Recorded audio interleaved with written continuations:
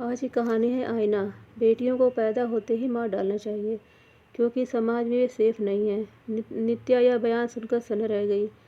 उसकी नज़रें टीवी पर ही चिपक गईं। हो गई एक बुजुर्ग महिला के कथन में ऐसा कच्चापन, इतनी निराशाजनक तौर पर एक माँ अपने ओठों पर यूं निर्ममता भरे शब्द कैसे ला सकती है। नित्या को कितनी बातें याद आ गई। जब बेटे बेटी के अंतर पर माँ की ममता भारी पड़ी है। पिछले बरस की ही तो बात है। नित्या को भतीजी माया ने फ़ोन किया था, कहा कि मुझे बेटा हुआ है। आमतौर पर इस तरह की खुशखबरी स्वयं जच्चा द्वारा देने का चलन कम से कम यहाँ तो नहीं है, इसलिए नित्या को बड़ा अजीब लगा। नित्या को लगा जैसे माया कुछ और भी कहना चाह रही थी। आखिर सगी काकी है माया की, एक ही सर में भतीजी हो तो फ़ोन पर बधाइयाँ नहीं दे सकती थी। सो अस्पताल ही पहुँच गई।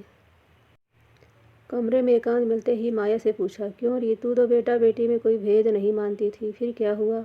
अगर बिटिया होती तो क्या उसका स्वागत नहीं करती? मत पूछो काकी, बेटी पैदा होती तो क्या होता और क्या ना होता। गोद भराई के बाद सासू माँ ने मुझे इतनी भयानक किस्सा सुनाया था कि उसके बाद मैं बेटी के जन्म के नाम से काँप जाती हूँ। उनके अनुसार हमारे पुरखे बेटी पैदा होने पर बहुत बड़ा जलसा करते थे। फिर तीसरे दिन बेटी को माँ का दूध भरपेट पिलाकर कन्या शिशु को दाई माँ या घर के पिता को सौंप दिया जाता था। वह स्त्री बच्ची के मुट्ठी शक्कर भरती जाती और साथ में लगातार कहती जाती, जा बिटिया जा, मुँह मीठा करके जा, और अगले ही साल अपने भाइयों को जाकर भेज। जा होता, जल्दी जा। काकी, आज मैं इतनी खुश इसलिए हूँ कि भगवान की दया से बच गई मेरी बिटिया। उफ, सिहर गई नित्या। माया की खुशी का राज समझ में आ गया। माया की सारी खुशी में बेटे का तो कहीं नाम ही नहीं था। वह तो अपनी उस बिटिया के बच जाने की कल्पना से ही आनंद विभोर है जो उसकी कोख में आई ही नहीं थी। माँ की ममता के प्रति नित्या नतमस्तक हो गई थी। माया की आंखों से प्रसन्नता के आंसू बहते देख नित्या भी रो पड़ी थी।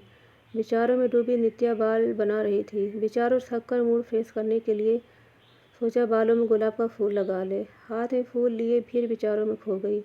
स्त्री विचारों में पुरुषों के कुल रवैये पर प्रश्न उछालने वाले कभी स्त्रियों से पूछें कि एक स्त्री दूसरी स्त्री के प्रति इतनी संवेदनशील है। नित्या को अनायासा ही अपनी पड़ोसन चाची का किस्सा याद आ गया।